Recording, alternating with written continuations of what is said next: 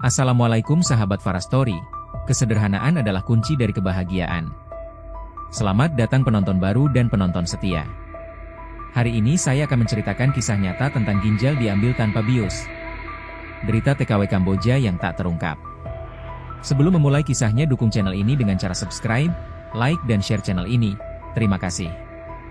Namanya Ratih, seorang gadis muda berusia 26 tahun asal Nganjuk, Jawa Timur.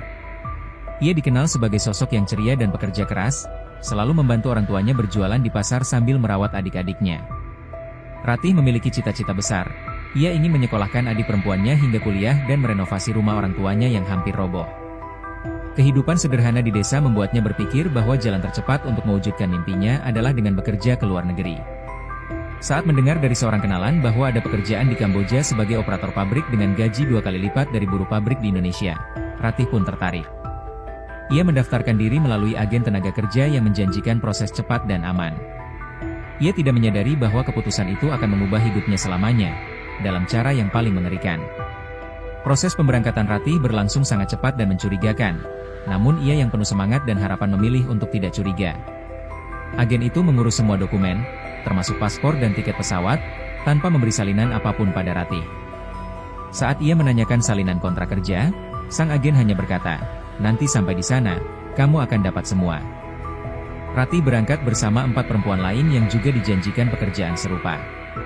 Sesampainya di Phnom Penh, mereka dibawa ke sebuah rumah besar dengan pagar tinggi dan pintu besi yang langsung dikunci dari luar. Paspornya dirampas, dan ia tidak diberi waktu atau akses untuk menghubungi siapapun. Saat itu, Ratih sadar bahwa ia telah terjebak. Namun semuanya sudah terlambat. Hari-hari pertama di rumah itu seperti neraka. Ratih dan teman-temannya dipaksa bekerja di ruangan gelap yang penuh dengan komputer. Ternyata mereka dijadikan operator situs perjudian daring ilegal. Selama 16 jam sehari, mereka harus memasukkan data palsu, menjawab pertanyaan pelanggan, dan mematuhi semua perintah supervisor asing yang galak. Setiap kesalahan kecil dibayar dengan tamparan, pukulan kayu, atau bahkan setrum. Makan hanya 2 kali sehari, itu pun dengan porsi yang sangat sedikit. Tidak ada hari libur. Jika ada yang mencoba melawan, mereka diseret ke ruangan lain dan tidak pernah kembali.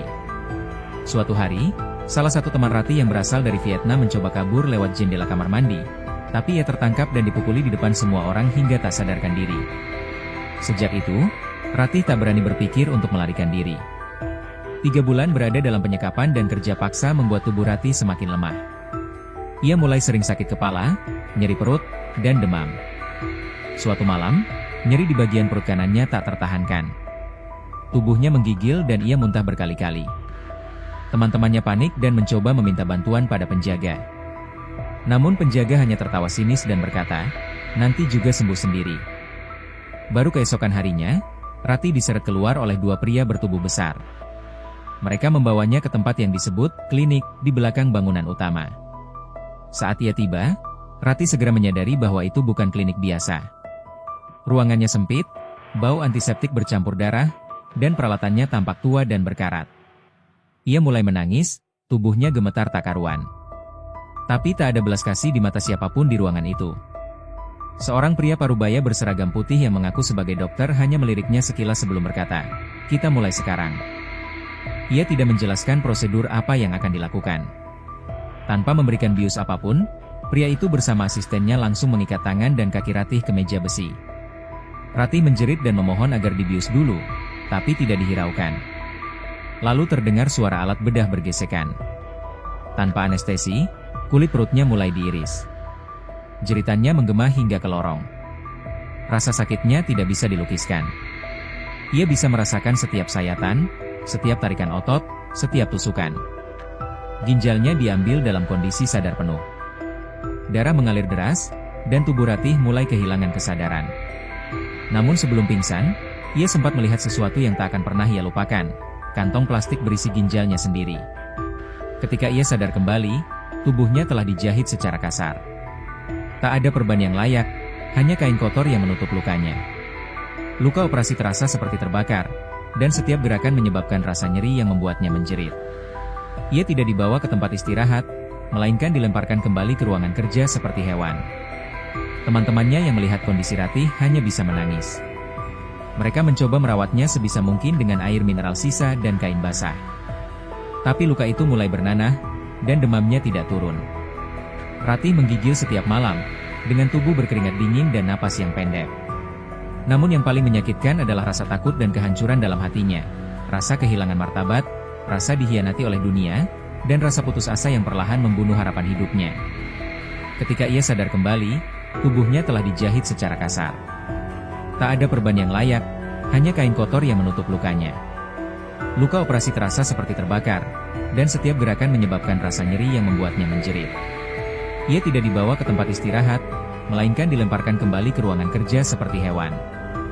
Teman-temannya yang melihat kondisi Ratih hanya bisa menangis.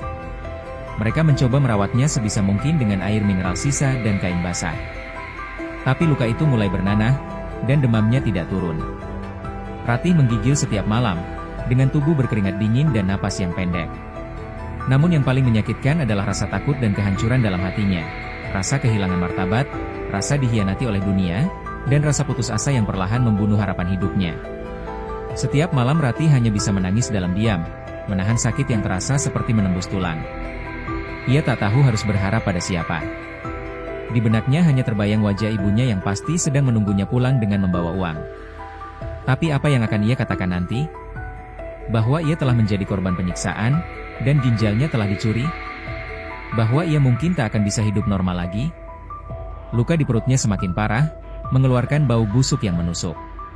Namun para penjaga tetap memaksanya duduk di depan komputer, bekerja seperti biasa. Bila ia menolak, tamparan dan pukulan menjadi hukuman. Hari demi hari berjalan seperti siklus neraka tanpa ujung. Ia hanya bisa berdoa, berharap keajaiban datang, atau setidaknya kematian menjemput untuk menghentikan penderitaannya. Suatu hari, datang seorang wanita muda yang fasih berbahasa Indonesia dan mengaku sebagai penerjemah baru. Wanita itu bernama Liana, dan ia memperkenalkan diri kepada semua tahanan. Tatapan matanya tajam, namun ada kelembutan dalam suaranya saat ia berbicara. Ratih, yang sudah hampir kehilangan semua harapan, memberanikan diri untuk mendekat dan berbicara secara perlahan. Dalam bisikan yang nyaris tak terdengar, Ratih menceritakan sedikit dari penderitaannya. Awalnya Liana terlihat ragu, namun beberapa hari kemudian, ia mulai menunjukkan sikap berbeda. Ia sering membawa air minum lebih, atau menyelipkan perban bersih secara sembunyi-sembunyi. Harapan kecil mulai tumbuh di hati Ratih. Mungkinkah Liana bisa membantunya keluar dari neraka ini? Namun bantuan dari Liana bukan tanpa risiko. Suatu malam, penjaga mencurigai Liana memberikan sesuatu kepada salah satu tahanan. Ia langsung diseret keluar dan tidak muncul selama 2 hari. Ketika akhirnya kembali, wajah Liana penuh luka dan bengkak, namun ia tetap tersenyum pada Ratih. Kita harus sabar. Waktu yang tepat pasti datang, bisiknya lirih. Ratih yang melihat pengorbanan itu merasa bersalah, namun sekaligus semakin yakin bahwa masih ada manusia yang peduli. Sejak itu, ia dan Liana mulai merencanakan pelarian secara diam-diam. Mereka memperhatikan jadwal penjaga, mencari titik lemah dalam keamanan, dan menyusun sinyal rahasia agar tidak tertangkap. Harapan yang sempat pada mulai menyala kembali, meski kecil dan rapuh. Rencana pelarian itu bukan sesuatu yang bisa dilakukan dalam sehari 2 hari. Butuh waktu berminggu-minggu untuk menyusun semuanya dengan hati-hati. Liana berusaha menghubungi organisasi kemanusiaan secara rahasia, menggunakan jaringan internet terbatas yang tersedia di ruangan kerja. Sementara itu, Ratih diam-diam menguatkan dirinya. Meskipun tubuhnya masih lemah dan sakit, ia tahu bahwa ini mungkin satu-satunya kesempatan untuk bebas. Dalam malam-malam penuh ketegangan, mereka berkomunikasi dengan bahasa tubuh dan simbol-simbol kecil yang tak diketahui para penjaga. Setiap langkah adalah perjudian, dan setiap kesalahan bisa berakibat fatal. Akhirnya, pada suatu malam yang sunyi ketika listrik mendadak padam karena hujan deras, Liana memberi isyarat kepada Ratih dan 2 teman lainnya. Dengan langkah perlahan namun pasti, mereka menyelinap keluar dari ruangan menuju pintu belakang. Salah satu kunci yang dicuri Liana ternyata cocok dengan gembok pintu itu. Nafas mereka tertahan saat membuka pintu pelan-pelan. Hujan menjadi penyamaran sempurna untuk langkah kaki mereka. Meski tubuh Ratih nyaris roboh karena luka yang belum sembuh, ia terus berjalan, didorong oleh satu-satunya hal yang tersisa, keinginan untuk hidup. Mereka berlari sejauh yang mereka bisa menuju jalan raya, berharap ada kendaraan lewat yang bisa menghentikan penderitaan ini. Keajaiban datang dalam bentuk truk tua yang lewat di tengah malam.